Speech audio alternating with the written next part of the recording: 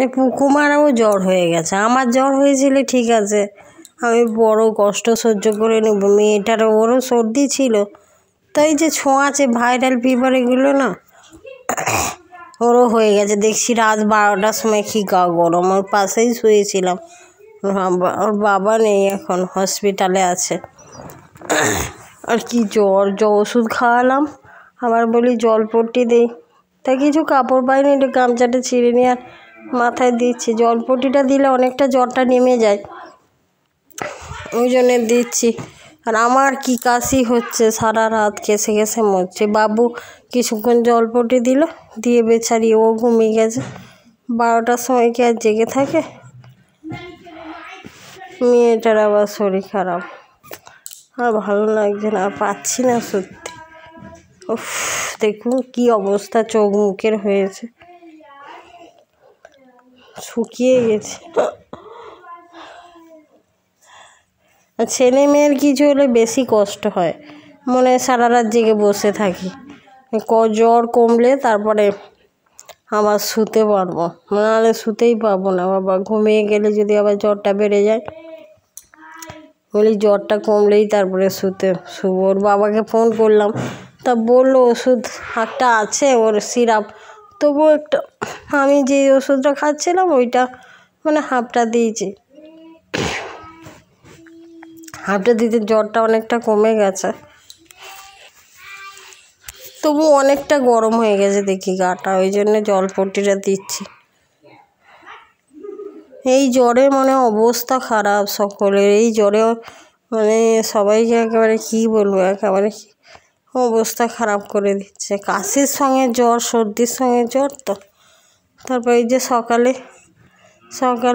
সকালেও জ্বর এসেছিলো আবার, তা জ্বরের ওষুধ খাইয়ে দিতে জ্বরটা কমেছে, আর কাশছে।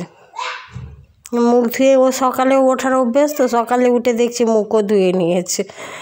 তারপরে আমি চাটা নিয়ে এলাম, আর বাবু ঘুমাচ্ছে এখন, বলি বিছানায় বসেই খেয়ে নে, এখন আর বাসি ফাঁসি অত মারলে আর হবে না। দেখুন হাঁপাচ্ছে। উফ, এত কষ্ট হচ্ছে, শ্বাস নিতে বেশি কষ্ট হচ্ছে, আর কিচ্ছু কষ্ট নেই। জ্বরটা নেই, কিন্তু শ্বাস নিতে প্রচুর কষ্ট হচ্ছে।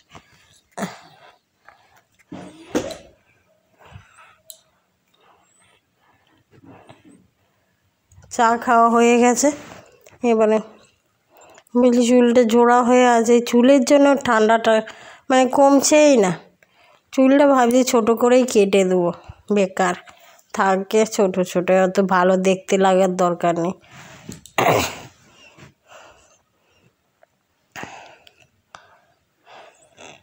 তবে একটু কাটিয়ে দিয়েছি, সেদিন কাটিয়ে আনলাম।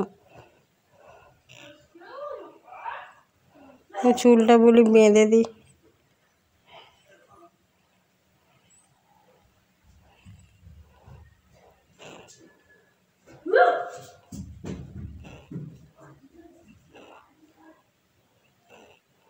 আর এখন যা গরমও পড়ে গেছে, ফ্যান ছাড়া ঘুমাতেও পারছে না, সেই ফ্যান চালাতে হচ্ছে, ওই জন্য আরও বেশি কাশিটা হচ্ছে।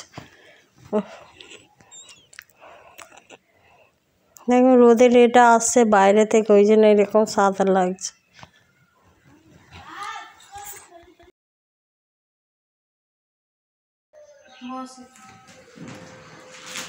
বাবু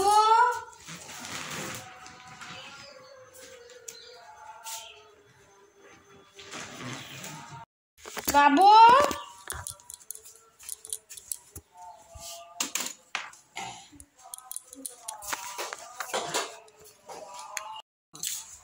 বাপ বলছে আমার ভান্ডার থেকে পয়সা বের করো। আমি বলি তোর বাবা আসছেই না, আমার কেসে কেসে অবস্থা খারাপ। না বাবা কি বলছিলিস? ভান্ডার থেকে 100 টাকা বের করে তারপর ওষুধ কিনে নাও। তো ওষুধটা কি করে আনবি বাপ? তারপর ফোন করে তারপর সাইকেলে করে চলে যাব।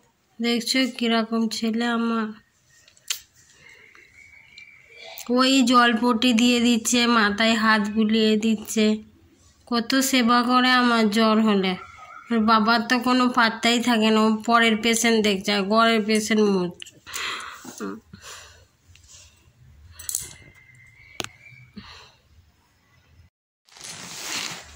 ওর বাবা আছে পরের পেশেন্ট দেখছে আর ঘরের পেশেন্টগুলো মরছে। ওর বাবার কোনো চিন্তাই নেই, চিন্তা নেই, পরের পেশেন্টগুলো নিয়েই ব্যস্ত। আজকে বিকালে আসবে, যা সারা রাত ধরে কাশছি, কেসে কেসে নাড়ি ভুঁড়ি পর্যন্ত ব্যথা হয়ে গেছে, এত কষ্ট হচ্ছে। ডাক্তারদের বউদের যে কী কষ্ট, মানে ডাক্তার থাকলে কী হবে, ফোনে বলে দিচ্ছে তো সব ওষুধ কি আর ঘরের মধ্যে থাকে। হয়তো অতটুকু ছেলে হয়ে আমার কত সেবা করছে, বলতে হচ্ছে না, মাথায় জল পটি দিচ্ছে, হাত দিয়ে বুলিয়ে দিচ্ছে। আমি এটারও আমার শরীর খারাপ হয়ে গেছে, সারা রাত ঘুমাতে পারছি না কিছু। এই জ্বরটাতে না অনেক কষ্ট হচ্ছে, অনেক। এরকম আমার কখনো হয়নি, এরকম যে বসে থাকি। ও ঠাকুমাই সব করছে, এবারে ভালো বলতে হয়, সব কাজ করছে আস্তে আস্তে। নিজেও তো অসুস্থ, ধরো পায়ের একটু একটা পা একটু টেনে টেনে চলছে, তবু সব কাজ করছে, আমি কিছুই পাচ্ছি না করতে। এত কষ্ট হচ্ছে বাপরে বাপ। বসে আছি, কিছু করিনি সকাল থেকে। ঠাকুমাই সব বাসন ধুলো, জলখাবার বানালো, সব করলো।